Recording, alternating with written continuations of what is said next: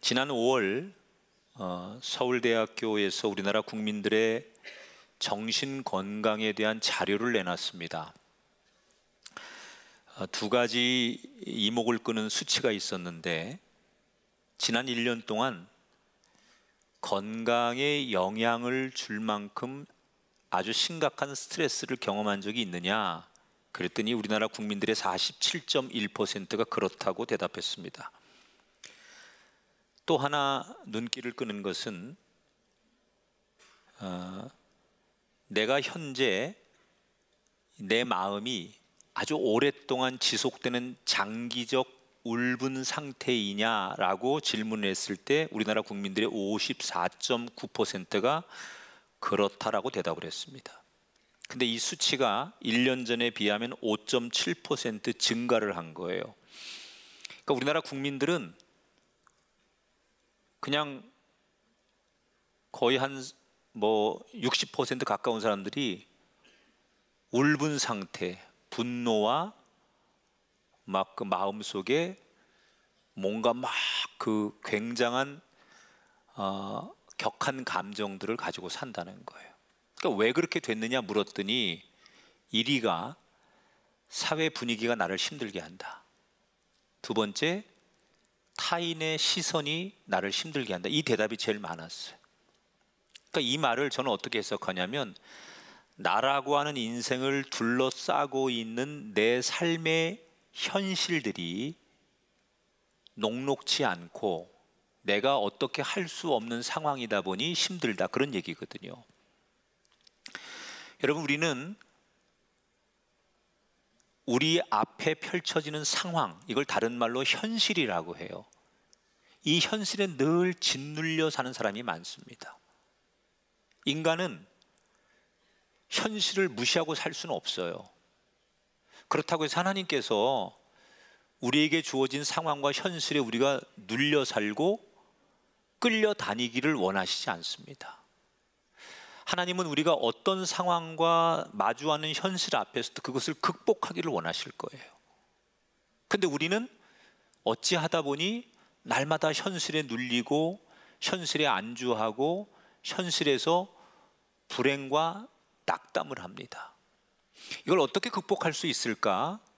그렇게 기도하다가 오늘 성경에 그 현실을 잘 극복하고 훗날 시대의 영웅이 되었던 한 사람의 이야기를 소개해 드려야 되겠다.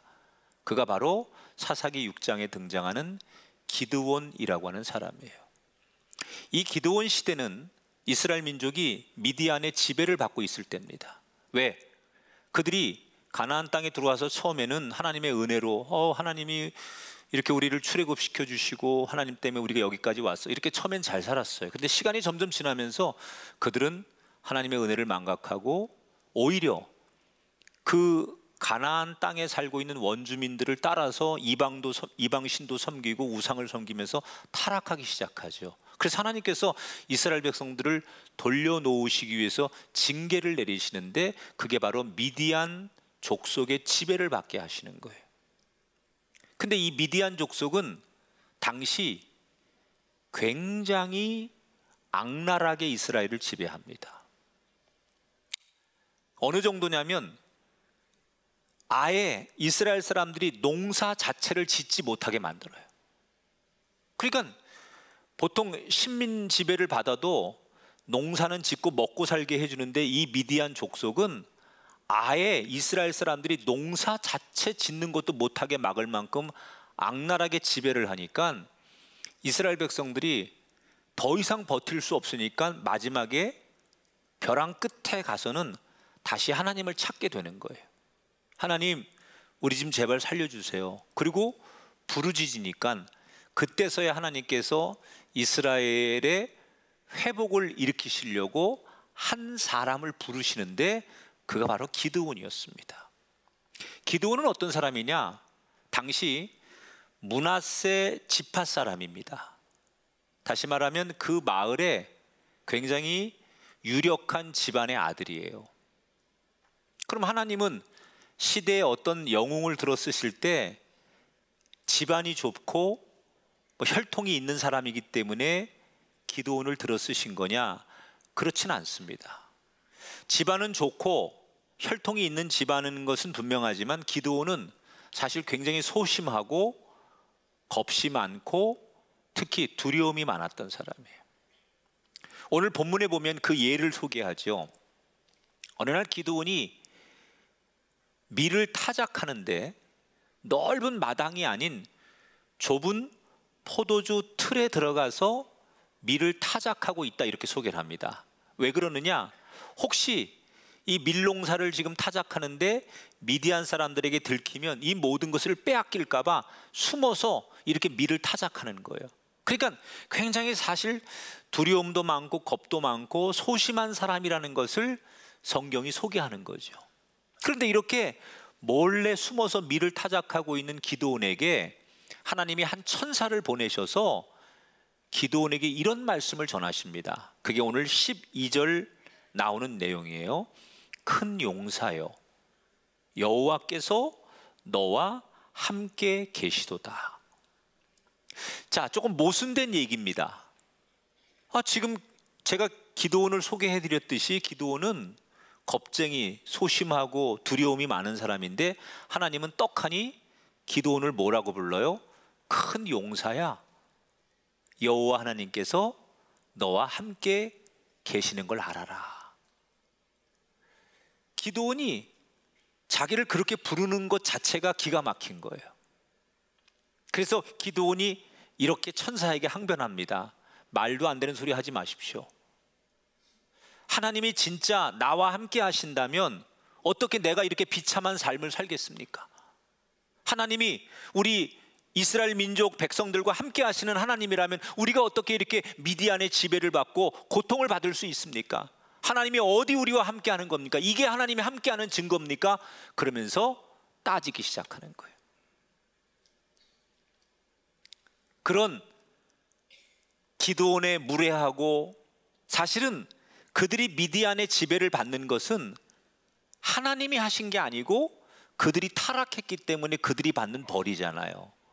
그런데 그들은 하나님이 그래서 우리가 어려움을 당하는 거라고, 하나님이 함께 한다면 우리가 어떻게 이런 불의한 세상을 살 수 있냐고 항변하면서 따지기 시작하지요. 그런 기드온의 이야기를 하나님은 묵묵히 다 들어주세요. 그리고 기드온에게 한 말씀 더 하지요. 너 고통받는 네 민족 이스라엘을 구원해라. 내가 너를 보낼 테니 담대하게 가라. 이때 기드온이 말도 안 되는 얘기하지 마십시오. 내가 어떻게 이 상황에서 우리 민족을 구해내고 저 미디안과 맞서 싸울 수 있겠습니까? 나는 하나님이 나한테 그러라고 말씀하신 것 못 믿겠습니다. 그리고 옥신각신하다가 이 기드온이 마지막에 이렇게 얘기하죠. 하나님이 나한테 그렇게 말씀한 거를 내가 정말 확인하고 싶은데, 그러면 내가 재물을 가져다가 하나님 앞에 한번 제사를 드려볼 테니 하나님께서 진짜 나에게 그걸 원하신다는 증명을 한번 해보십시오. 그리고는 기드온이 어디 가서 재물을 가져와요. 그리고 하나님 앞에 드리는 재물이라고 그걸 떡하니 놓고, 어디 하나님, 당신이 정말 나에게 하신 얘기가 사실이라면 이 재물을 받아보십시오. 이렇게 요구를 합니다. 여러분, 기드온이 지금 하나님 앞에 드리는 재물은 하나님을 위한 재물이 아니라 자신의 생각과 자신의 뜻을 관철하기 위해서, 하나님을 시험하기 위해서 드리는 재물이죠. 그런데 하나님께서 말도 안 되는 그 재물을 어떻게 받으십니까? 21절에 보니까 불이 바위에서 나와 고기와 무교병을 살랐고 여호와의 사자는 떠나서 보이지 아니한지라. 그 말도 안 되는 재물을 하나님께서 하나님의 방법으로 받아주세요. 어떻게? 거기에 불이 임해서 그 재물을 전부 불사르지요. 구약의 제사는, 하나님 앞에 드리는 모든 재물은 불로 태워서 드릴 때 하나님이 받으신다고 생각하는 거예요. 그래서 하나님께서 하나님의 방법으로 이 기드온의 재물을 받아주심으로 그걸 목격한 기드온이 아, 정말 하나님께서 나에게 오셔서 말씀하는 게 사실이구나 라고 하나님을 믿기 시작한다라는 이야기입니다. 오늘 성경이. 자, 제가 이 설교를 본문으로 정해놓고 오늘 이야기를 몇 번을 묵상을 했어요. 이런저런 책을 찾아가면서 당시 상황을 복기하고 기드온의 입장과 당시의 상황들을 놓고 이렇게 저렇게 이야기를 묵상하던 중에 제 마음속에 제일 첫 번째 들었던 생각은, 내가 만약 하나님이었다면 기드온에 대해서 나는 어떤 선택을 했을까? 이런 생각이 들었어요. 여러분, 지금 하나님 앞에 기드온의 태도는 하나님을 하나님으로 대하는 게 아니라 마치 하나님을 자기가 함부로 대할 수 있는 세상의 그 어떤 존재처럼 대하는 거예요. 쉽게 말하면 하나님을 대하는 태도가 너무나 무례해요. 늘 하나님 앞에 부정적이고 불평해. 세상 말로 어린아이처럼 징징거려요. 그리고 하나님을 불신하고 하나님을 테스트해요. 이런 기드온을 보면서 내가 하나님이라면 중간에 내가 이런 생각할 것 같아요. 내가 사람 잘못 봤구나. 저놈 그래도 내가 한번 좀 다듬어서 쓰고 싶었는데 이 정도밖에 안 되는구나. 내가 너 말고 차라리 다른 사람 써야 되겠다. 이렇게 무례하고 버릇 없는 너의 일관적인 태도를 보면서 너는 안 되겠구나. 그리고 그냥 그 기드온을 포기했을 것 같아요. 근데 하나님은 오늘 성경에 보면 그 무례하고 자기 중심적인 생각과 아집에 휩싸여 있는 그를 끝까지 인내하고 묵묵하게 기다려 주십니다.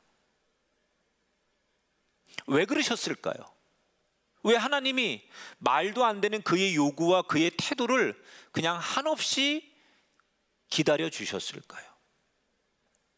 그 이유는 기드온에게 정말 하고 싶은 얘기가 있었어요. 기드온에게 정말 하나님께서 전하고 싶은 메시지가 있었어요.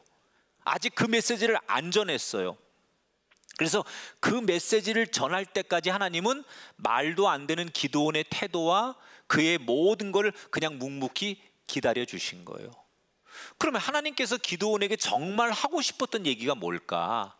그 얘기를 하느라고 하나님이 참았다고 하는데, 하나님이 기드온에게 꼭 하고 싶은 이야기가 뭐였을까? 그게 오늘 본문 16절에 나와요. 같이 한번 읽어보겠습니다. 이 말씀은 여호와께서 그에게 이르시되 내가 반드시 너와 함께 하리니 내가 미디안 사람 치기를 한 사람을 치듯 하리라 하시니라. 한번 따라합시다. 내가 너와 함께 하리니. 자, 하나님이 제일 전하고 싶었던 메시지는 딱 이 한 줄이에요. 내가 너와 함께 한단다. 이 말을 전하고 싶어서 하나님은 기드온의 무례함, 기드온의 불손한 태도, 말 안 되는 논리를 다 들어주신 거예요. 그래서 이런 과정을 거쳐서 기드온이 나중에 300명을 데리고 10만 명이 넘는 미디안 군대를 물리치죠. 그렇게 소심하고 준비 안 되고 겁쟁이였던 이 기드온이 어느 날 민족의 영웅이 되고 시대의 영웅이 되고 성경의 길이 남는 인물이 됐어요. 그러면 별 볼 일 없는 그가, 현실에 늘 눌려 살던 그가 시대의 영웅이 됐는데 그 변화의 시작은 뭐냐? 기드온이 깨닫는 거예요. 뭘 깨달아요? 내가 혼자가 아니구나. 하나님이 내 곁을 한 번도 떠난 적이 없고 지금도 하나님은 나와 함께 하시는구나. 여러분, 우리가 우리에게 펼쳐지는 상황과 현실을 극복하기 위해서 첫 번째 가져야 될 믿음의 자세는 어떤 상황에서 나는 혼자가 아니라는 거예요. 여러분이 가장 가까운 가족들이나 또는 믿었던 사람들에게 상처를 받고 버림을 받았을지라도 신앙인은 하나님이 나를 버리지 않았다라고 하는 믿음을 가지고 사는 게 내가 현실을 극복할 수 있는 통로가 된다는 거예요. 여러분, 저는 이 오늘 기도원의 메시지가 하나님께서 기도원에게만 주신 메시지가 아니라고 생각해요. 왜 이 이야기를 성경에 기록해 놨을까요? 누구든지 이 성경을 읽는 모든 사람들에게 하나님이 이 메시지를 기도원에게 하셨던 것처럼 우리들에게 주고 싶기 때문에. 네 현실이 아무리 힘들고 네가 아무리 어려운 세상을 살아도 너는 결코 혼자가 아니다. 내가 너와 함께 한단다. 이 사실을 우리가 확신해야만 우리는 현실을 이겨낼 수 있어요. 사회학에서 여러분 6단계의 법칙이라는 용어가 있습니다. 우리가 이 지구상에 어느 누구와도 가운데 6사람을 거치면 그와 연결이 되지 않을 사람이 없다라는 이론이에요.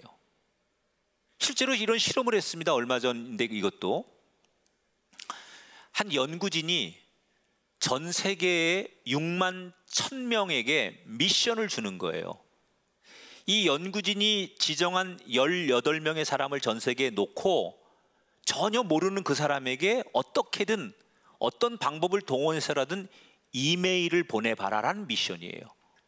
그런데 처음에는 막막한데 대부분의 사람들이 내가 아는 사람을 누구를 거쳐서 또 그 사람 아는 사람을 거쳐서 하다 보니까 연구진이 지정한 18명에게 거의 다 이메일을 전송하더라는 거예요. 그러면 몇 단계를 거쳤느냐? 평균을 내보니까 4.1단계, 4명 정도를 거치니까 내가 전혀 모르는 전혀 외국에 있는 어떤 사람에게도 한 4사람 정도를 거치니까 그에게 연결이 되더라. 그래서 최대한 6명만 거치면 이 지구상의 어떤 누구와도 우리는 다 연결될 수 있다라는 이론이에요. 여러분, 우리가 사는 세상이 그런 세상입니다. 근데 우리는 아무도 내 편이 없다고 생각해요. 아무도 나를 좋아해 주거나 아무도 내 마음을 이해해 주거나 내 옆에 아무도 내가 의지할 데가 없다고 생각해요. 그래서 자신의 삶을 자기도 포기하는 거예요. 사실 우리가 살다 보면 전 요즘 이제 그런 얘기도 많이 하고 저도 그러는데 나이가 먹어갈수록 관계가 넓어지는 것보다는 몇 명이 안 돼도 깊어지는 관계로 가는 게 잘 사는 것 같아요. 저도 이제 6학년이잖아요, 나이가. 그러니까 그 뭐 젊을 때 만났던 수 없는 사람들, 그 모임 뭐 이런 에너지보다는 그 모임이 꼭 필요한 사람이 내 옆에 있는 게 정말 중요하다는 생각을 많이 해요. 여러분 동의가 안 되십니까? 진짜 좋은 건요, 많은 사람이 내 옆에 있는 것보다 단 한 사람, 그런 친구가 있는가라는 시가 있듯이 정말 나에게 그런 사람 한 사람이 있는가, 이 한 사람이면 족한 것이 우리의 인생이더라고요. 지난 6월 달에 미국의 한 고등학교 졸업식에서 굉장히 놀라운 일이 벌어졌습니다. 벨라라는 이름을 가진 한 여학생이 졸업식장에서 졸업장을 받는데 딱 올라와서 8걸음을 걸어서 졸업장을 받아요. 근데 이게 엄청나게 화제가 되었습니다. 왜냐하면 이 벨라라고 하는 학생에게는 사연이 있는데 14살 때부터 희귀병, 자가 면역 질환이라는 희귀병으로 굉장히 오랫동안 병상에 누워 있어요. 그러다가 합병증이 오고 뇌졸중이 와가지고 의식을 잃고 의사들이 그를 살려보려고 하지만 도무지 의학적으로 가능성이 없게 돼요. 그래서 이 의사들이 어머니에게, 이 벨라의 어머니에게 아무래도 마지막을 준비해야 될 것 같다라고 통보를 합니다. 이때 의사도 포기하고 의학도 포기한 이 벨라라는 딸을 놓고 엄마는 포기할 수 없는 거예요. 그래서 병실에 누워있는 의식 없는 딸에게 가서 그 딸이 평상시 좋아하는 음악을 틀어주며 눈물로 기도하는 거예요. 벨라야, 세상 모든 사람이 너를 포기해도 엄마는 너를 기다릴 거야. 나는 너를 믿어. 그리고 그 막막한 상황에서 이 엄마는 딸을 포기하지 못하는 거예요. 그리고 매일같이 음악을 틀어주고 그의 귀에다 대고 의식 없는 딸에게 속삭이는 거예요. 그런데 얼마의 시간이 지난 다음에 그 엄마의 진심이 통했는지 기적이 일어나는 거예요. 벨라의 입술과 손가락이 움직이더니 기적적으로 깨어났습니다. 그런데 깨어나긴 했지만 그 후유증으로 왼쪽에 마비가 되면서 그는 결국 아무리 재활을 많이 해도 휠체어를 탈 수밖에 없어요. 그가 이제 재활을 하면서 고등학교에 진학을 했습니다.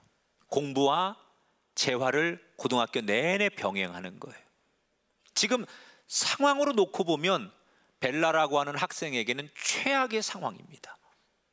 세상을 원망하고 아버지가 일찍 죽고 언니가 일찍 죽고 혼자 남은 엄마와 비참하게 살아가는 이 상황, 누구를 원망해도 당연한 상황입니다. 그런데 벨라는 이렇게 긍정적으로 외칩니다. 내가 고등학교를 졸업할 때 내가 스스로 걸어서 졸업장을 받는 게 내 목표야. 이렇게 자기 스스로 외쳐요. 그리고 고등학교 내내 열심히 재활치료에 매진하더니 졸업식 날 자신의 두 발로 8걸음을 교장 선생님 앞에 가서 우등상과 함께 졸업장을 타게 됩니다. 이때 이 사연을 알고 있는 모든 사람들이 자리에서 다 일어나서 그 벨라에게 기립박수를 보내주는 거예요. 여러분, 이 벨라라는 학생이 자신에게 지금 찾아온 현실, 너무나 짓누르는 고통의 현실을 완벽하게 이겨낼 수 있었던 그 시작이 뭡니까? 단 한 명, 엄마가 딸을 놓지 않은 거예요. 의식이 없어 의학도 의사도 포기한 그 인생을 딱 한 사람이 포기하지 않고 세상에 딱 한 사람만 끝까지 나를 믿어주고 내 편이 돼도 이렇게 기적이 일어나는데, 하물며 저와 여러분에게 하나님이 내 편이 되시면 우리가 어떤 상황, 어떤 여건에서도 이기지 못할 일이 어디 있으며 극복하지 못할 문제가 무엇이 있겠냐는 거예요. 여러분, 그러므로 어떤 상황이 오더라도, 사람에게 어떤 상처를 받고 최악의 상황이 어떻게 됐어도 하나님은 나와 함께 하신다. 하나님은 나를 버리지 않으신다. 이 기드온에게 주셨던 이 메시지를 늘 여러분, 우리가 죽는 날까지 붙드는 사람이 되기를 주의 이름으로 축원합니다. 예수님이 우리에게 뭐라고 그러셨습니까? 내가 세상 끝날까지 너희와 항상 함께 있을 것이다. 근데 이 말을 우리가 하나님 앞에 예수님께 요청해서 예수님이 약속한 게 아니에요. 예수님이 먼저 우리에게 약속하신 거예요. 죽음도 이기신 그분이 우리에게 먼저 약속하셨어요. 그리고 그 약속은 지금도 지켜지고 있습니다. 여러분이 아무리 힘들어도, 아무리 여러분이 세상 모든 사람에게 버림을 받았어도 예수님은 여러분을 떠난 적이 없습니다. 그러므로 여러분, 최악의 상황에서도 예수님이 내 곁에 계시고 나와 함께 계시다는 사실만 가지고도 우리는 어떤 어려운 현실과 여건을 극복할 힘을 얻게 될 줄 믿습니다. 따라합시다. 나는 혼자가 아닙니다. 지금 정말 곤고하고 너무 힘들고 너무 삶에 짓눌리는 분들에게 제가 이런 메시지를 들려드리고 싶어요. 이 시간 조용히 여러분 마음속에 들려오는 그분의 음성에 귀를 기울여 보세요. 어디선가 나 같은 사람을 향해서 큰 용사요, 나같이 볼품없고 보잘것없고 아무도 주목하지 않고 최악의 형편인 나에게 내 내면 깊은 곳에서 기드온에게 들려주셨던 그 음성, 큰 용사요, 하나님께서 너와 함께 하신단다. 크게 아멘 하십시다. 너무 우리가 현실을 보다 보니, 세상 소리에 귀를 기울이다 보니 나의 내면에 들려주시는 너는 적어도 내게 큰 용사야, 너는 적어도 나에게 무한한 가능성이 있는 사람이야, 그래서 나는 너를 떠나지 않아, 이 하나님의 음성을 듣고 회복하는 우리가 되기를 주의 이름으로 축원합니다. 기드온은 정말 하나님이 나에게 오셨구나라는 것을 확인하고 깨닫고 나서 그 하나님을 향해서 경외하는 마음을 가지려고 할 때 하나님께서 기드온에게 미션 하나를 주세요. 어떤 미션을 주시느냐? 내가 너에게 온 것을 네가 확인했으니 너 내가 하라는 대로 해라. 얼른 아버지 집에 가서 아버지가 키우는 소 한 마리 끌고 나와서 그 너희 아버지와 마을 사람들이 제일 애지중지하는 바알의 제단, 우상을 만들어 놓은 그 신상을 다 엎어버려라. 그리고 거기다가 나를 위해서, 여호와 하나님을 위해서 제단을 만들고 그 아버지 소를 가져와서 나를 위해 번제물을 드려라. 여러분, 이게 무슨 얘기입니까? 그냥 이거 상황적으로 해석을 하면 하나님이 지금 기드온에게 아버지 몰래 아버지 소 훔쳐다가 아버지가 평생 그렇게 중요하게 여기는 그 아버지의 제단을 부셔버리고, 그리고 거기다가 나를 위해서 제단을 만들라는 거예요. 하나님 입장에서는 기드온에게 그런 말을 할 수 있지만, 기드온이 현실적인 입장에서 생각하면 이 얘기는 어떤 얘기냐면, 너 아버지에게도 나쁜 놈 되고 가문에서도 몹쓸 놈 되고 세상에서는 진짜 완전히 존재할 수 없는 폐악한 놈이 되라, 그런 뜻 아닙니까? 아버지 소를 훔쳐가지고 와가지고 아버지와 마을 사람들이 평생 애지중지하는 그 신당을 부시고 하나님을 위해서 그 소로 제사를 드리라고 하는 이 얘기는, 이거 너 완전히 죽으란 얘기밖에 더 됩니까? 한마디로 세상의 생명을 다 끊고 너 의지할 게 하나도 없게 만든 다음에 나만 의지해라, 그런 메시지거든요. 지금 하나님께서는 기드온에게 네가 아버지, 마을 사람들, 네가 관계하는 세상 모든 사람들에게 다 버림받는 일을 행하고 나서 오갈 데가 없고 의지할 데가 없을 때 나 하나만 바라보고 나에게 네 인생을 걸 수 있느냐, 이걸 물어보시는 거예요. 여러분이라면 어떻게 하겠어요? 기드온은 엄청나게 고민을 합니다. 하나님이 나에게 오신 것은 내가 확인했는데 나에게 주시는 이 미션이 너무 현실적이지 않은 거예요. 내가 만약에 이걸 하나님 뜻대로 행해서는 나는 완전히 세상에 더 이상 존재가 없는 사람이고 앞으로 이 세상을 어떻게 살아가야 될지, 특히 부모와 자식 관계에서 내 모든 것을 잃어야 되는, 있을 수 없는 그런 상황을 하나님이 요구하시는데 왜 하나님이 이런 걸 요구하시는지 이해할 수 없는 거예요. 얼마나 많은 고민을 했겠어요? 그런데 수없이 갈등하고 고민하던 기드온이 어떻게 결론을 내리느냐? 27절에 볼까요? 이에 기드온이 종 10사람을 데리고 여호와께서 그에게 말씀하신 대로 행하되 그의 아버지의 가문과 그 성읍 사람들을 두려워함으로 이 일을 감히 낮에 행하지 못하고 밤에 행하니라. 자, 기드온이 종 10명을 뽑아서 데리고 하나님께서 주신 미션대로 했다는 거예요. 근데 재밌는 것은 뭐냐면 너무 두려우니까 낮에는 사람들이 쳐다보니까 못하고 밤에 몰래 가서 이 일을 했다는 거예요. 그의 성격이 소심하고 여전히 두려움이 많은 인생이라는 걸 보여주는 거예요. 아무튼 그는 하나님이 주신 미션을 행동했어요. 그 다음날 아침 마을이 뒤집어지지 않았겠습니까? 마을 사람들이 이 동네의 상징적이던 신당이 무너진 거예요. 그렇게 애지중지하던 바알 제단이 허물어졌고 아세라 신상이 산산조각이 나 있습니다.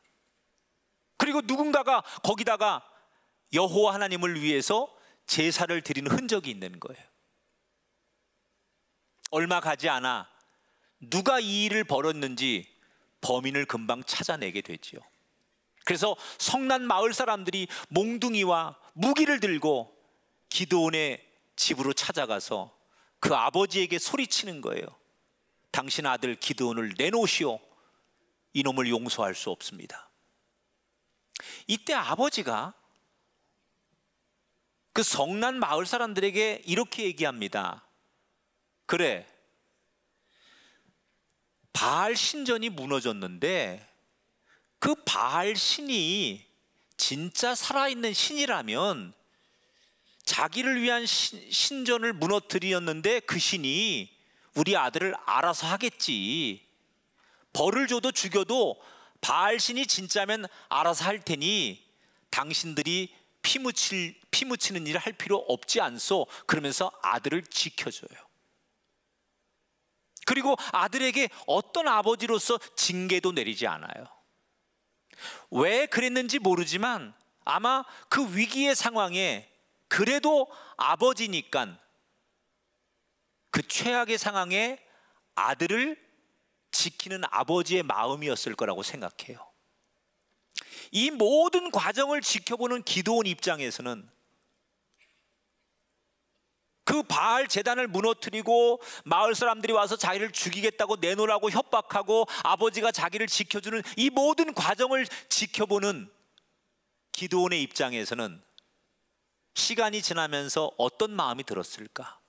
처음에는 두렵고 내가 잘못한 거 아닐까? 하나님이 말도 안 되는 걸 시켜가지고 내가 거기에 순종했더니 이런 결과가 오네? 이러면서 너무 혼란스러웠을 텐데 아버지가 자기를 지키고 자기의 목숨이 온전해지는 과정을 다 지켜보면서 기드온은 이런 생각을 했을 것 같아요. 내가 하나님 앞에 올인했더니, 내가 하나님께 내 인생을 걸었더니 정말 하나님이 나를 이렇게 지켜주시는구나. 저는 이게 너무 중요한 거라고 생각해요.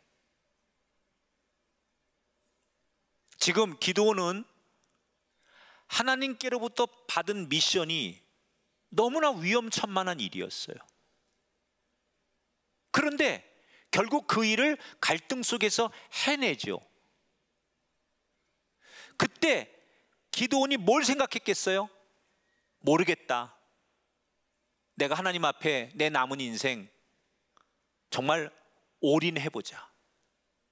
내가 어떻게 될지 모르지만 이게 세상적으로는 내가 납득이 안 가지만 하나님께서 그렇게 말씀하시니, 하나님께서 나와 함께 하신다니 내 남은 인생 내가 예측하지 말고 하나님 앞에 내 모든 인생을 한번 다 걸고 맡겨보자. 그래서 그는 하나님의 미션을 수행한 거예요. 그랬더니 그 하나님 앞에 자기 인생을 다 걸었더니 아버지를 통해서 자기 생명을 지켜준과 동시에 34절에 가면 어떤 결과가 나오느냐? 여호와의 영이 기드온에게 임하시니 기드온이 나팔을 불매 아비에셀이 그의 뒤를 따라 부름을 받으니라. 이게 무슨 장면이에요? 기드온이 이끄는 군대가 미디안과 맞서 싸워서 전쟁에 승리하는 이야기를 표현하는 거예요. 여러분, 우리가 현실의 문제를 해결하려면 하나님의 위로가 필요해요. 또 하나님이 나와 함께 하시는 확신이 필요해요. 그러나 저는 정말 우리가 현실을 이기기 위해서 무엇보다 중요한 것은 우리가 매일 하나님의 위로만 받고 하나님이 나와 함께 하신다는 걸 확인만 하는 것으로는 우리가 현실을 이겨낼 수 없다. 한 걸음 더 나아가서 우리가 지금까지 하나님 앞에 은혜를 많이 받고 체험을 많이 했으면 이제 우리가 결단할 일이 하나 있는데, 내가 이제는 하나님 앞에 내 인생을 한번 걸어보자. 여러분, 이 정도 우리가 신앙생활하고 이 정도의 은혜를 경험하고 하나님의 사랑을 받았으면 어느 순간에는 이제는 내가 하나님께 내 인생을 한번 걸어보리라. 어떻게 아멘이 나는 나올 줄 알고 잔뜩 기대하고 하는데 이렇게 조용할까? 하나님 앞에 내 인생을 걸라고 하니까 굉장히 드라마틱한 거라고 여러분 생각할 수 있겠지만, 어디 가서든지 저 예수 믿는 사람입니다.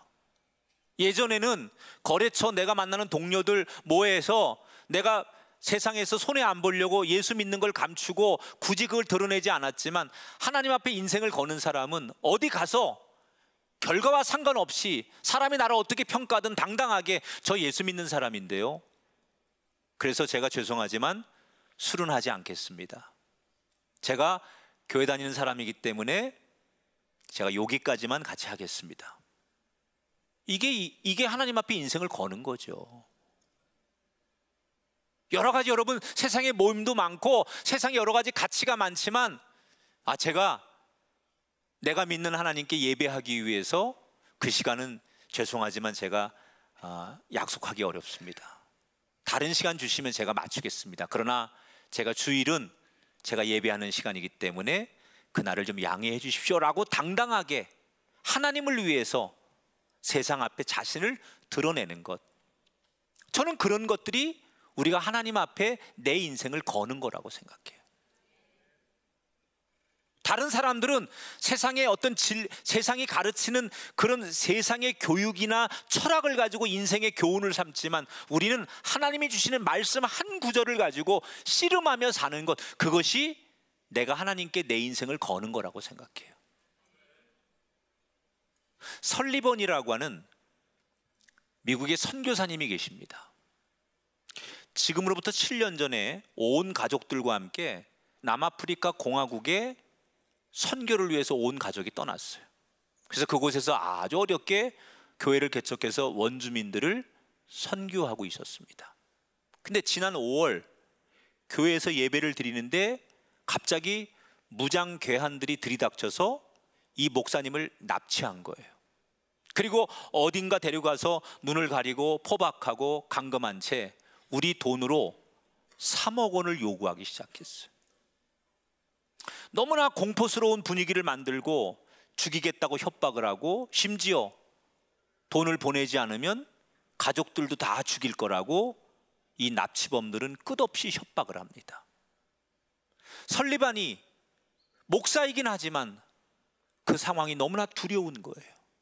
나는 아무것도 지금 할 수가 없어요. 납치당해서 어디에 갇혀 있는지도 모르고 나로 인해 내 가족들이 죽을지도 모른다는 이 두려움 속에 설리반은 너무나 공포스러웠어요. 자기가 할 수 있는 게 아무것도 없어요. 이대로는 내가 죽을지도 모른다는 두려움이 오는 순간 설리반은 마지막으로 하나님께 내 인생 모든 걸 걸어보자 라고 생각해서 그 두려움 속에 하나님을 부르기 시작하는 거예요. 하나님, 나는 지금 손발이 묶이고 눈이 가리고 어디에 갇혀 있는지도 모릅니다. 아무것도 할 수 없습니다. 그러나 나와 함께 하시는 하나님이 이 상황을 역전시켜 주실 줄 믿고 기도합니다. 그리고 하나님의 이름을 간절히 부를 때 자기의 깊은 내면에서부터 어떤 감동의 은혜의 음성이 밀려오는 거예요. 내가 너를 지킬 것이다. 두려워하지 말고 염려하지 말아라. 그 공포스러운 분위기 속에서 마지막으로 하나님의 이름을 부르고 그렇게 속으로 기도했더니 저 깊은 내면으로부터 하나님이 그런 감동의 음성을 주시더래요. 이때부터 설리번은 내가 살든지 죽든지 내 남은 인생을 하나님께 올인하겠다고 생각하고 자기를 납치한 납치범들에게 시간만 나면 복음을 전하는 거예요. 하나님이 당신을 사랑하십니다. 회개하고 예수 믿고 천국 가십시오. 예수 천국, 불신지옥 뭐 이러면서 그러니까 이 납치범들이 황당한 거예요. 아니 처음에는 벌벌 떨고 살려달라고 그러고 막 그러더니 시간이 지날수록 저 담대해져 가지고 막 손발이 묶인 채에도 예수 믿으십시오. 형제님, 하나님이 당신을 사랑합니다. 하나님의 사랑을 받아들이십시오. 그리고 너무 하니까는 이 납치범들이 자기들이 감당할 수 없는 사람이라고 생각하고 점점점 시간이 갈수록 이 설리번에 대해서 그 강도가 점점 약해지는 거예요. 돈만 뺐으면 된다고 생각하고 설리번을 붙들고 있는데 은신처가 자꾸 이제 적발이 될 것 같으니까 납치범들이 장소를 계속 옮기는 거예요. 그래서 하루는 설리번을 이제 다른 장소로 또 발각이 되지 않으려고 납치범들이 옮기는 과정에서 눈이 가리고 손발이 이렇게 이제 다 포박된 상태에서 계단을 내려오다가 이 설리번이 넘어져요. 계단에서. 그래서 무릎이 까집니다. 그러니까 아야 그리고 이제 까져서 피가 날 거 아니에요. 그랬더니 그 사람들이 일어나 그러면서 빨리 이제 뭐 끌고 나오고 뭐 넘어진 걸 다시 일으키고 뭐 피를 닦고 일어나고 딱 거기서 1분이 지체가 됩니다. 그리고 납치범들이 이 설리번을 차에다 태웁니다. 눈이 가려졌으니까 안 보이는 거예요. 그런데 잠시 뒤에 사람들의 소리가 들리더니 막 총소리가 우당탕탕탕 나고 막 비명소리가 들리고 막 그래요. 너무 공포스러운데 막 그런 소리가 들리는 거예요. 그러더니 얼마의 시간이 지나서 어떤 사람들이 와서 자기의 눈을 풀어주는데 딱 떠보니 경찰인 거예요. 여러분 이렇게 살았는데 어떻게 표정들이 납치 122시간 만에 경찰들에 의해서 극적으로 구조가 됩니다. 그런데 놀라운 사실은 그날 경찰들은 설리번을 구하러 온 게 아니라는 거예요. 원래는 다른 범죄자를 추격하다가 길을 잘못 들어가지고 골목을 잘못 들어가지고 길을 막 헤매고 있는데 이 납치범들이 설리번을 그 차에 태우고 가는 것을 딱 목격한 거예요. 그러니까 이게 어떤 얘기냐면 계단을 내려오다가 미끄러져 가지고 다리가 찢어져서 피가 나는 사이에 1분이 지체됐기 때문에 그 타이밍에 경찰차하고 설리번을 납치한 납치범들하고 딱 마주친 거예요. 만약에 다리 다치지 않고 1분을 지체하지 않았다면 1분 전에 차는 떠났을 거고 설리번은 경찰들에 의해서 구출되지 않았을 거라는 거예요. 설리번은 이 경찰들의 이야기를 듣고 눈물을 흘리며 교회로 돌아가 첫 설교 시간에 이렇게 고백을 했대요.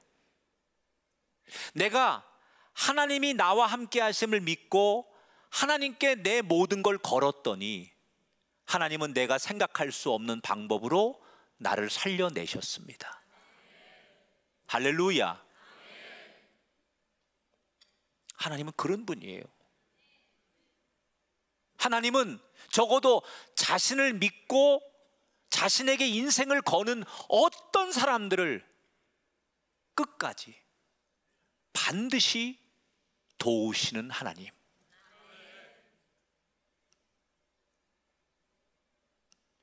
여러분, 더 이상 우리가 하나님 앞에 위로받는 것으로 만족하면 안 돼요. 하나님 앞에 우리가 뭔가를 달라고 요구하는 기도에만 머물러 있어서는 안 돼요. 이젠 적어도 내가 하나님 앞에 모험하는 사람, 그 정도의 하나님의 사랑을 받고 내가 체험했고 하나님의 사랑을 내가 확신한다면, 그래, 지금부터는 내 남은 인생과 내 중요한 삶의 골목에서 하나님께 내 인생을 걸겠습니다. 아까 말한 대로 이번 한 주간 당당하게 나 예수 믿는 사람입니다, 그동안은 속여서 죄송합니다, 나 장로입니다, 죄송합니다, 저 목사입니다, 이렇게 선언하시고, 그래서 더 당당하게 예배하시고 말씀대로 살려고 몸부림치는 여러분에게 하나님은 우리가 생각할 수 없는 놀라운 은혜로 우리 앞길을 인도해 주실 줄 믿습니다. 그게 기적 아닙니까? 길이 없는 곳에서 길을 만드시는 하나님을 체험하는 게 은혜지요. 저는 기도원의 인생 이야기를 역사의 한 장면으로 떠올리며 그 시대에 그런 인물이 있었던 것으로 우리가 간주하지 말고, 지금 이 시대에 내가 기드온처럼 살 수 있고 기드온과 같은 하나님의 은혜를 경험할 수 있다는 사실을 기억하시면서 우리가 기드온에게 주셨던 두 가지의 말씀을 꼭 기억했으면 좋겠어요. 나는 혼자가 아니다. 언제나 하나님이 나와 함께 하신다. 그리고 그 하나님께 내 인생을 나도 한번 걸어보리라. 그동안은 내가 하나님 앞에 인생을 건 적이 한 번도 없잖아요. 담대하게 내가 하나님 한 분께 내 인생을 걸어보겠습니다. 이렇게 결단하고 행동할 때 생각할 수 없는 놀라운 기드온 같은 은혜가 우리에게 펼쳐질 줄 믿으면서 기드온처럼 작은 자가 현실을 극복하고 시대의 영웅이 되는 우리 모두가 될 수 있기를 축복하면서 여러분의 인생과 여러분의 가정 위에 그런 축복이 펼쳐지게 되시기를 주의 이름으로 축원합니다.